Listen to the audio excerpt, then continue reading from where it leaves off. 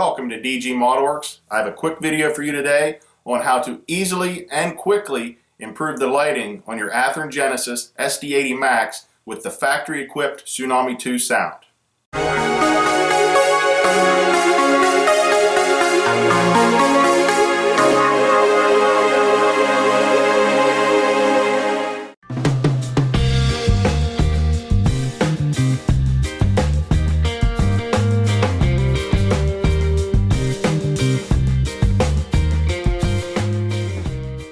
So, if you remember from my review video, I mentioned these had some dim ditch lights. The number boards were hardly noticeable, and the ground lights were pretty much non-existent. But by making a few CV changes, we can quickly remedy most of these problems. The information I'm about to give you may not be new to most of you, but there might be some modelers out there that don't have a whole lot of knowledge about DCC decoders, programming CVs, or even a lot of knowledge about the soundtrack Tsunami 2. I'll be the first to admit there's a lot that I still need to learn about the Tsunami 2 decoder. Before we go changing CVs, how about we do a little before shot so you can see the difference after the CV changes. So right now, I will turn on the headlight. We'll turn on the number boards, which I'm sure you could barely see come on, and the ditch lights. I'll show a shot of the ground lights, which, as I said, are pretty much non-existent, especially in a lit room. They do come on automatically with track power, but as you can see, you can't see them at all. Now all we have to do is change 3 CVs to improve the lighting on that locomotive. So whatever DCC system you're using, we need to change some CVs. Mine just happens to be an NCE system. Yours may be different. So I'm going to go to Program Track. I have not tried this on Program on the main. It may work also. We're going to change CVs. Enter the CV number. The first CV number we need to change is 64, which is the master brightness.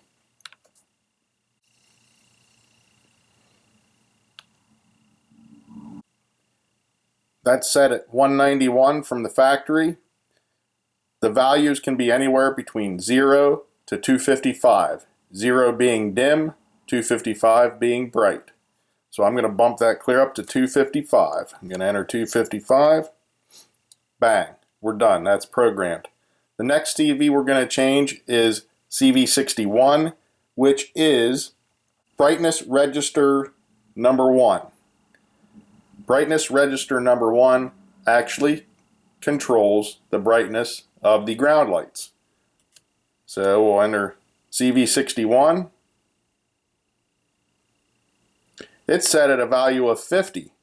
I'm going to take that clear to 255. I'm going to max it out. The last one we need to change is CV number 62, which is brightness register number 2. That actually controls the brightness of the number boards. That's set at 70 from the factory. I'm going to take that to 255 also. And that's it. We're done programming CVs.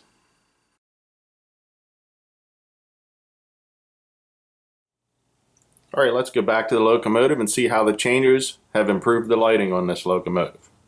So we'll do headlight again. Let's do number boards, number 6.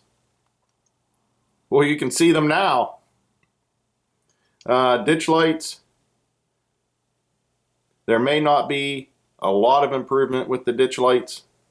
Hey, I see some ground lights now. And there's a shot of the rear lights and the rear lit number boards.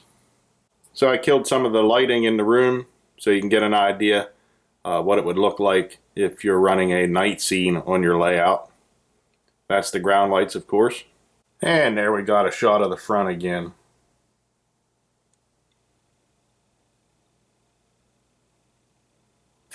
I do have the sound muted, but pressing the horn does cause them to flash. Well, there you have it. We improved most of the lighting on this locomotive with just 3 simple CV changes. It'll only take a minute or 2 to do it, and you'll definitely appreciate the results. Now the ditch lights are a little bit more dim than the rest of the lighting, but that's about as best as it's going to get unless you do some sort of customization LED swaps. Now the reason the ditch lights are not quite as bright as the other lighting is because of the design of this locomotive. They used light piping to direct the lighting out to the front of the ditch lights, and that light piping takes two 90-degree bends before it reaches the end of the ditch light housing. Now unfortunately, the more bends you have in the light piping, the more it affects the brightness of the LED. Okay, so hopefully this video provided some information for anybody wanting to improve the lighting on their SD80MACs from Athearn Genesis. That's all for this video. Take care, and I'll see you next time.